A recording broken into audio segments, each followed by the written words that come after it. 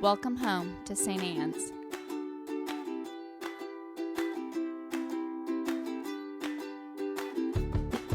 We want you to know that you're welcome to join us at 10 a.m. on Sundays. Please be sure to hit subscribe to receive our sermons. We can't wait to meet you.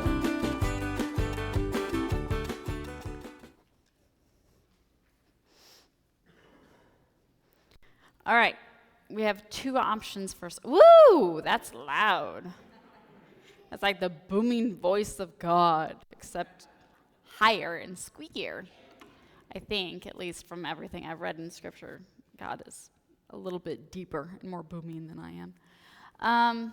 There are two sermon options today. Don't you love it when I give you choices? Yeah, I know. It's because this gospel is actually in two chunks. So there are two very distinct things going on here. So one, we can talk about the first part of the gospel where where Jesus talks about what defiles us and what is truly evil and good. Or we can talk about the second part of the gospel, which is about the woman who is healed. Which do you want? First? Second? Oh man, I hate it when you guys do this. All right, we're going to do it the way I do with my middle schoolers. All right, if you want the first sermon, raise your paw.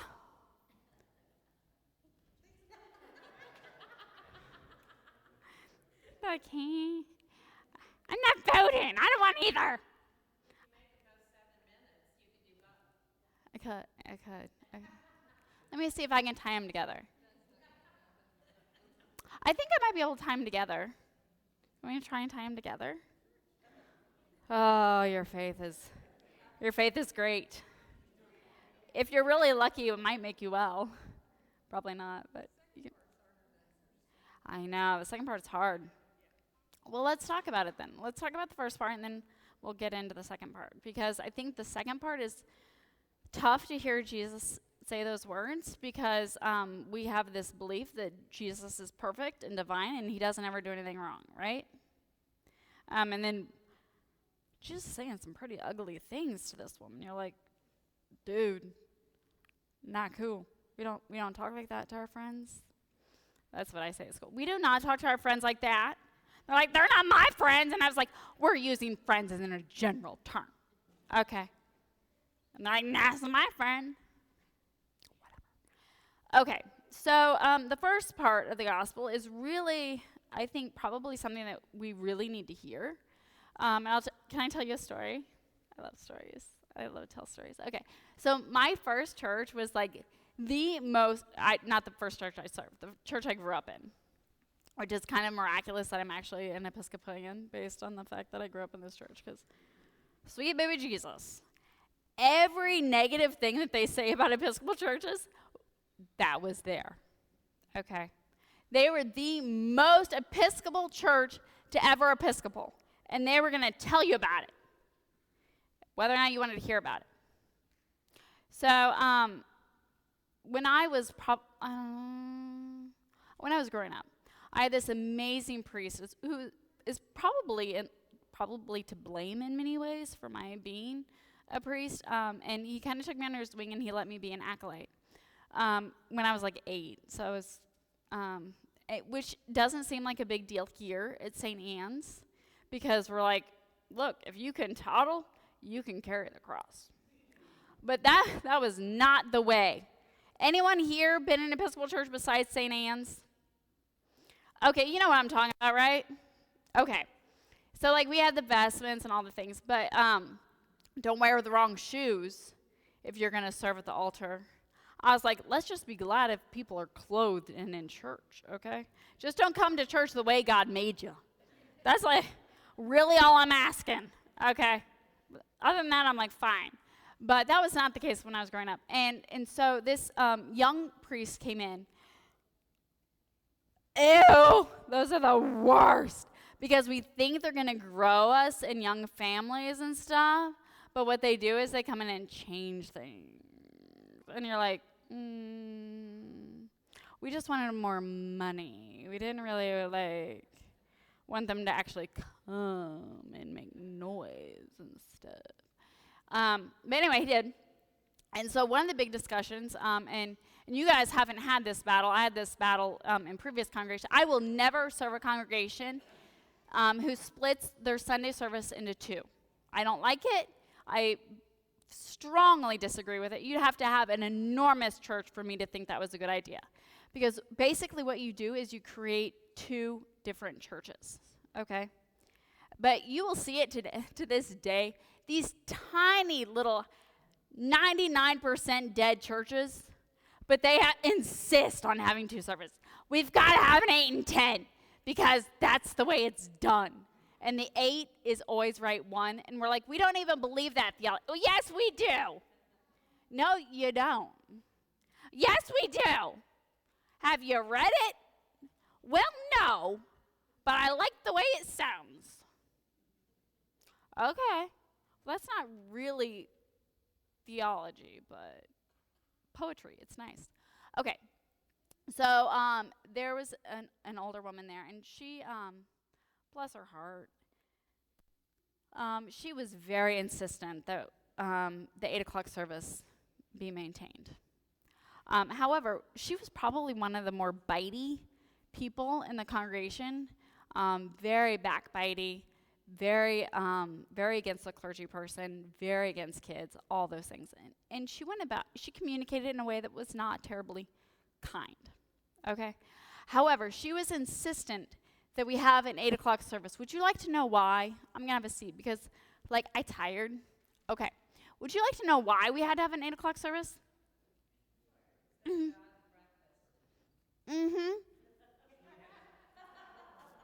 Tony said it before, I'm going to say it. For those of you who have not heard this argument, you have to have communion before you eat food. You can't have Jesus with food. Jesus has to be taken on an empty stomach. You know, like those pills you get? Jesus must be consumed on an empty stomach. Because we can't let Jesus mix with stuff. Literally the gospel. This is literally the gospel, people. And we're still struggling with it. Because we have this belief that if we follow purity culture, and that's what we call this. We call all these rules, they're called purity culture. You've noticed it in the Missouri. We debate about things like what people can wear, what women can do with their bodies, who marries who, all these things. And that's all comes from what we call purity culture, which is the idea that you keep things separate, that there are rules of cleanliness and all those things. It's purity culture. And it's frequently used nowadays to really control other people. But it really comes out of this idea that you can't have things mix. Because if things mix, they're impure. And Jesus can't be mixed with other things. And Jesus is like, yeah, that's not the problem. Impurity comes from within us. It comes from how we treat one another, what we believe about one another, the things we say. Those are the things that make us impure. And I will tell you, what is really difficult as a human is that our divinity and our evil are so intertwined because they both live within our hearts. And we want it to be purity culture, right? Because that's something that we can control. We can see that and we can manage it, especially if it's in somebody else. That's my favorite. I'm not dealing with my stuff because, ew. But, y'all, you all have some stuff, and I'm going to tell you what it is. And then I'm going to ask you to pass the plate twice after I tell you. Because you can buy your way out of that evil. And Jesus is like, no, that's not how it works. And that's something that you and I struggle with all the time, don't we? We want something that's easy to control. And yet it isn't, because the feelings that we have are so intertwined. Love and hate and dislike and disdain and joy and grace, all those things for us as humans are so smashed together, it's hard to pull them apart. And I'm going to tell you, it's impossible to pull them apart. We're going to work really, really hard at it, and then we're going to go, whoops. And the things that we realize today were so wrong and ugly back then, I promise you, we're going to figure out in 50 years the wrong and ugly things that we're doing today. We are going to be those backward people. We are constantly learning and growing. And I'm going to tell you something that's comforting. And this is how we're going to pull these two sermons together. You ready for this? Jesus is fully human. Fully human and fully divine. Jesus, too, is enmeshed. All that stuff is mixed together. And I think that's what makes Jesus so powerful for us and why we spend so much time trying to keep Jesus separate and other and clean Jesus up. We've got buddy Jesus and Jesus is clean, right? We've cleaned Jesus up. Jesus follows rules and looks a certain way and acts a certain way. And then we go into Scripture and we're like, oh wait, that's not quite true. I'm going to tell you something. When Jesus begins Jesus' ministry, Jesus is only worried about the Israelites. That's it. Jesus has a focus. He has a niche. He's like, these are the people that I'm focused on. And it's true of all of us who go into ministry. Like, we all have a niche, right?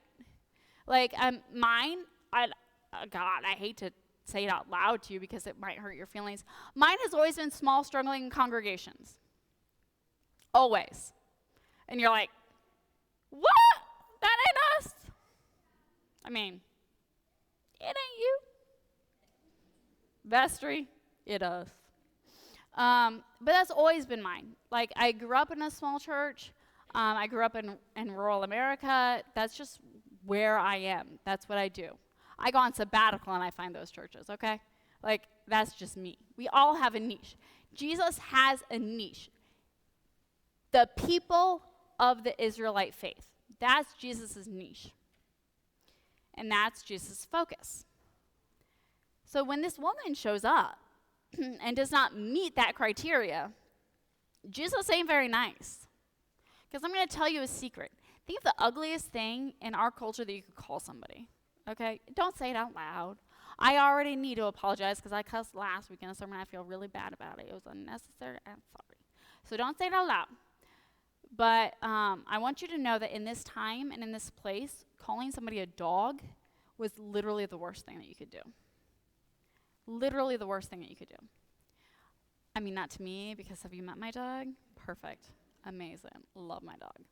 But in this time and in this place, that's the worst thing. So when Jesus turns on this woman and says those things, he has othered her in a horrible, awful way. He has dehumanized her, and she's already on the struggle bus, right? I mean, she's already having a hard time. And then Jesus turns on her and says something really ugly. Jesus is fully human. Jesus is fully human, and that should comfort you a little bit.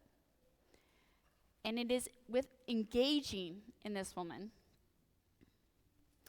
she has a dialogue with him. And he's not ready for that. He really thought he shut that down with what he said. And she's like, no, we're going to talk about this. And she engages with Jesus. And Jesus' ministry is changed.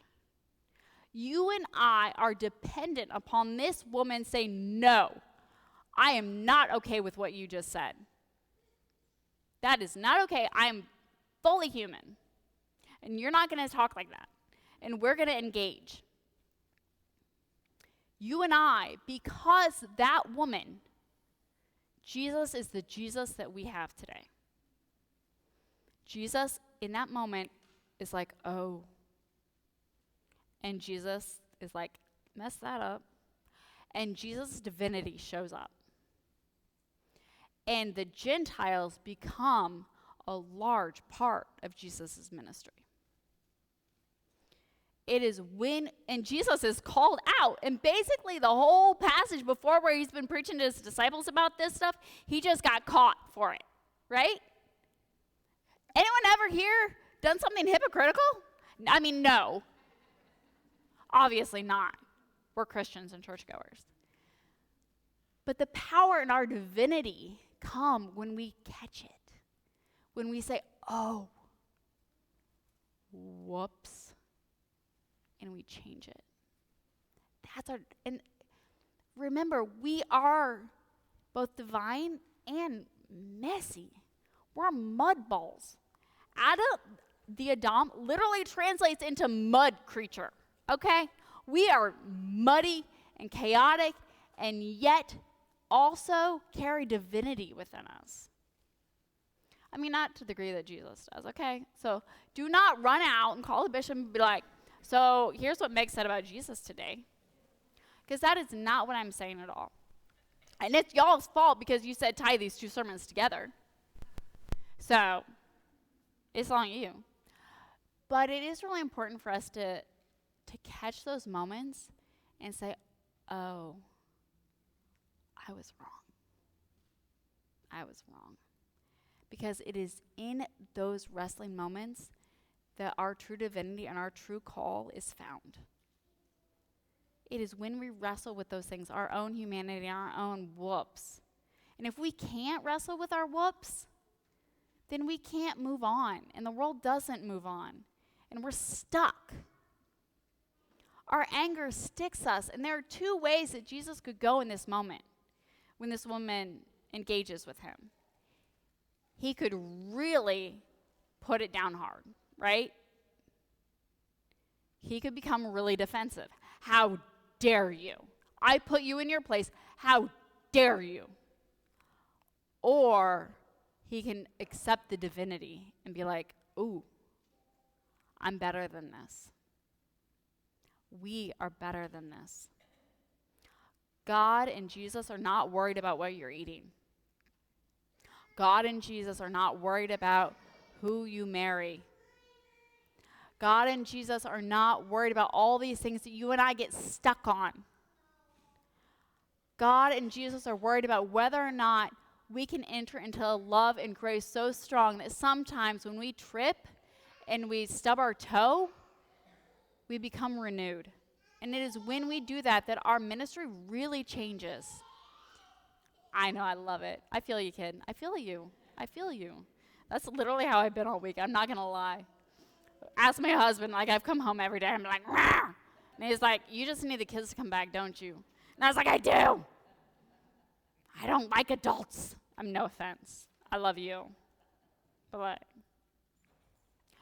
so I want us to really, really think about these things, about what are the things that trip us up? Because we want to think that it's one thing. We want to maybe even blame other people for it without realizing that it comes from within. But guess what? Our divinity comes from within too. And it's always there. And those pieces, those wrestling with evil and wrestling with grace and divinity and our goodness, God, they're constantly meshed. And that's okay. Because you want to know what? We have a Savior who had the same wrestling. And that's comforting. Because guess what? Jesus is us. And Jesus is also God. And that's a good thing. Also, when Jesus says you don't have to worry about being defiled by what you eat, please, I understand that, but would you please wash your hands anyway? Because, ew, that's gross. They didn't know about germs back then. We want you to know that you're welcome to join us at 10 a.m. on Sundays. Please be sure to hit subscribe to receive our sermons. We can't wait to meet you.